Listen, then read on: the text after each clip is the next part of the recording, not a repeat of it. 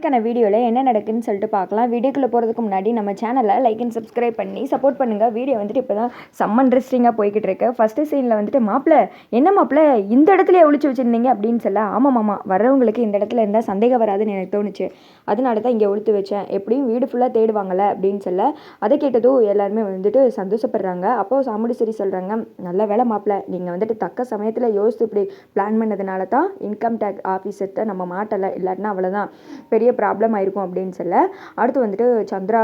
மனசுக்குள்ளே வந்துட்டு திட்டிகிட்டு இருக்காங்க கார்த்தியை. சரி நாசமாக போகிறவ இப்படி பிளானெல்லாம் சொதப்பிட்டானே, இந்த பணத்தை வச்சு நான் என்னென்னலாம் பிளான் போட்டு வச்சுருந்தேன், அக்காவை மாட்டி விட்டு அசிங்கப்படுத்தலாம் நினச்சேன், இவன் என்னன்னா ஒரு நிமிஷத்தில் நம்ம பிளானை சொதப்பி எடுத்துட்டானே, ஐயோ சே இவன் இருக்கிற வரைக்கும் நம்மளால் எதுவுமே பண்ணவே முடியாது, எல்லாத்தையும் குழப்பிட்டு எப்படி வந்து நின்றுட்டு இருக்கான் பாரு, அக்கா கிட்ட அதுவும் நல்ல பேர் எடுத்து வச்சு நின்றுட்டு இருக்கான், சும்மாவே அக்கா தலையை விரிச்சு போட்டு ஆடுவா இவனுக்கு ஏண்டுக்கிட்டு, இனிமே இவனை கையிலே பிடிக்க முடியாது, இவனை பற்றி ஒன்று சொன்னாலும் அக்கா நம்ப மாட்டாளே அப்படின்னு சொல்லிட்டு யோசிச்சுட்டு இருக்க, கார்த்தி வந்துட்டு அப்படியே நைஸாக சந்திராவை பார்க்குறாங்க. அத்தடியாத்தா இவன் என்ன நம்மளை பார்க்கான், ஒருவேளை நம்ம மேலே ஏதாவது சந்தேகம் வந்திருக்குமோ, இல்லை வாய்ப்பு இல்லை, நம்ம தான் இதை பண்ணோன்னு யாருக்கு தெரியாதுல்ல அப்படின்னு சொல்லிட்டு,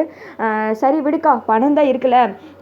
வா வா போகலாம் அப்படின்னு சொல்லிட்டு நைஸாக அந்த இடத்த விட்டு நகன்றாங்க. அப்போது கார்த்தியோட மாமா சொல்கிறாங்க, மாப்பிள்ளை ரொம்ப தேங்க்ஸ் மாப்பிள்ளை, நான் கூட பணத்தை காணணுன்னே பயந்துட்டேன் அப்படின்னு சொல்ல, மாமா நீங்கள் எதுக்கு கவலைப்படாதீங்க, நான் இருக்கிற வரைக்கும் ஒன்றுமே நடக்காது இந்த வீட்டுக்கு, நான் எதுவுமே நடக்க விட மாட்டேன் அப்படின்னு சொல்ல, அது எனக்கே தெரியும் மாப்பிள்ளை அப்படின்னு சொல்லிட்டு அவங்க மாமா ரொம்ப சந்தோஷப்படுறாங்க.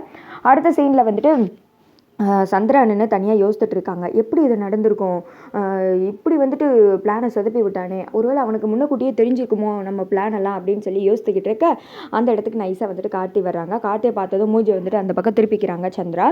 கார்த்தி வந்துட்டு அப்படியே சந்திராவே பார்த்துட்டு இருக்க, இப்போ என்ன உனக்கு எதுக்கு தேவையில்லாமல் என்னையே பார்த்துட்டு இருக்க அப்படின்னு சொல்ல, இல்லை ஒரு உண்மையை உங்ககிட்ட சொல்லணும் அதனால தான் பார்க்க அப்படின்னு சொல்ல, என்ன உண்மை அப்படின்னு கேட்க, இன்கம் டேக்ஸ் ஆஃபீஸருக்கு நீங்கள் தானே கால் பண்ணீங்க அப்படின்னு சொல்ல, சந்திரா ஷாக் ஆகிடுறாங்க.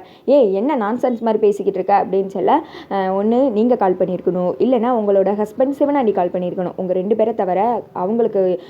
இன்ஃபார்ம் பண்ணுறதுக்கு வேறு யாரும் வந்துட்டு ஆள் இல்லை அப்படின்னு சொல்ல, எதுக்கு தேவையில்லாமல் எங்கள் மேலே பழி போட்டுட்டு இருக்கேன், நான் எதுக்கு தேவையில்லாமல் சொல்லணும், என் அக்கா குடும்பத்தை நானே அழிக்க நினைப்பேனா அப்படின்னு சொல்ல, இங்கே பாருங்கள் போதும் இந்த நடிப்பெல்லாம் நம்புறதுக்கு நான் ஒன்றும் உங்கள் அக்கா சாமுண்டீஸ்வரி கிடையாது, உங்களை பற்றி எனக்கு நல்லாவே தெரியும், உங்களை பற்றி தெரிஞ்ச என்கிட்டே வந்துட்டு இப்படியெல்லாம் நடிக்கிறீங்க பார்த்தீங்களா அப்படின்னு சொல்ல, அதை கேட்டது சந்திரா வந்துட்டு ஒரு மாதிரி முறைச்சி பார்க்குறாங்க. எதுக்கு உங்களுக்கு இந்த தேவையில்லாத வேலை,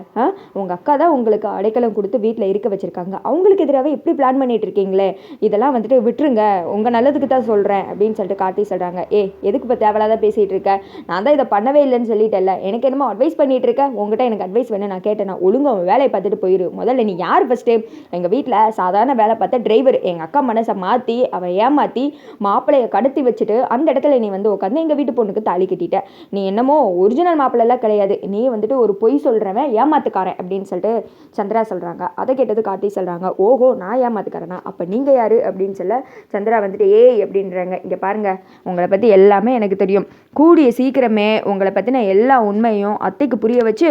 அத்தை கையால் உங்களை கழுத்தை பிடிச்சி வீட்டை விட்டு வெளியில் தள்ள வைக்கிறேனா இல்லையான்னு பாருங்க அப்படின்னு சொல்லிட்டு கார்த்தி சொல்ல,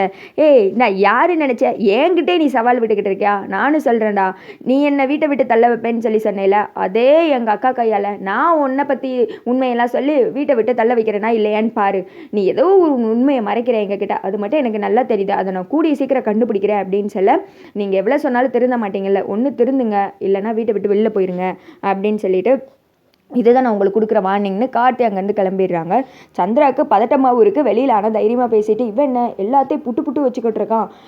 இவன்கிட்ட வந்துட்டு நம்ம சிக்கிட்டோம் அவ்வளோதான், இவன் நம்மளை போட்டு விடுறதுக்கு முன்னாடி இவனை நம்ம அக்கா கிட்ட போட்டு விட்டு எப்படியாவது வீட்டை விட்டு வெளியில் அனுப்பிச்சிடணும் அப்படின்னு சொல்லிட்டு பயத்திலே முழிச்சுக்கிட்டு இருக்கு. அதோட பார்த்தீங்கன்னா வீடியோ வந்துட்டு முடிஞ்சிருது.